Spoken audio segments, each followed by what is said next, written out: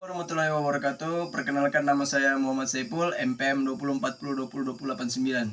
Di sini saya akan mempresentasikan hasil kerja saya dengan mata kuliah Teknologi Hasil Pertanian. Yang pertama, tentang fermentasi tempe. Proses fermentasi tempe melibatkan kabang Rheicubus jamur. Ini membuat rasa tempe gurih dan mudah dicerna tubuh. Setelah itu, fermentasi tape. Proses fermentasi tape merupakan tahap terpenting dalam proses pembuatan tape. Molekul-molekul pati yang ada di dalam bahan dipecah oleh kelompok kapang yang menghasilkan enzim aminolitik menjadi dextrin dan gula-gula sederhana seperti disakarida dan proses sakarifikasi atau hidrolisis enzimatis. Selanjutnya, metode enzimatis roti. Roti merupakan suatu produk pangan dari tepung terigu yang dibuat melalui tahapan proses pengadonan, fermentasi, dan pemanggangan. Bahan utama yang memiliki peran penting dalam pembuatan roti adalah gluten yang terdapat dalam tepung terigu. Selanjutnya ada metode enzimatis kopi. Kopi merupakan salah satu komoditas perkebunan Indonesia. Produk tanaman kopi yang banyak dimanfaatkan oleh masyarakat adalah bijinya. Biji kopi menjadi minuman yang mengandung protein dalam dosis rendah, mampu mengurangi rasa lelah dan membuat pikiran menjadi segar. Selanjutnya ada teknik pengolahan tempe. Yang pertama tuh pemilihan dan pencucian keledai, 2 perendaman awal, 3 pengupasan kulit, 4 perendaman lanjutan, 5 pencucian keledai, 6 perebusan, 7 penenisan dan pendinginan, 8 penambahan ragi. Selanjutnya ada teknik pengolahan tape. Yang pertama cuci beras ketan hingga hitam hingga bersih. 2 rendam beras ketan hingga selama semalaman. 3 cuci kembali beras ketan sampai bersih, kemudian tiriskan selama 30 menit.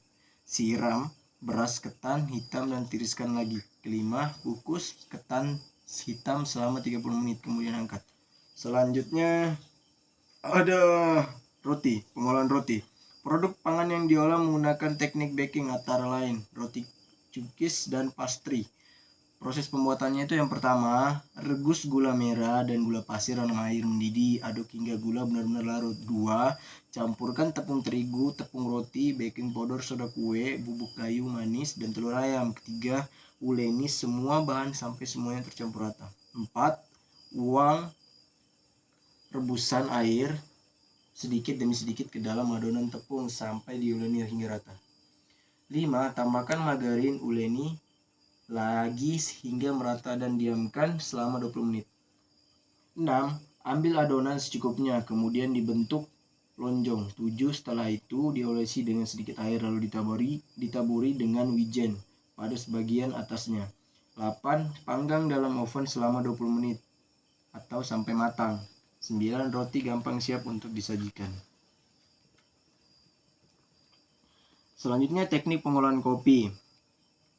Secara umum dikenal ada 2 mengolah buah kopi menjadi biji kopi, yakni proses basah dan proses kering. Proses kering lebih sering digunakan untuk mengolah biji kopi robusta. Pertimbangannya karena biji kopi robusta tidak semahal arabica.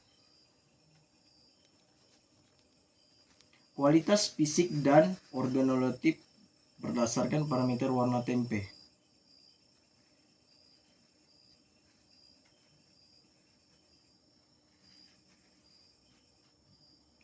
Nah, yang keempat, setiap orang membutuhkan pangan yang bermutu dan bergizi karena sangat penting dalam menunjang kebutuhan hidup sehari-hari. Yang terakhir, petani kadang-kadang menghasilkan produk bahan mentah sangat beragam. Sebaliknya, industri pengolahan menghendaki produk olahan yang seragam. Untuk mendapatkan produk olahan yang seragam, industri pengolahan menghendaki bahan mentah yang seragam, yaitu dengan membeli bahan mentah yang sudah mengalami pengkelasan mutu.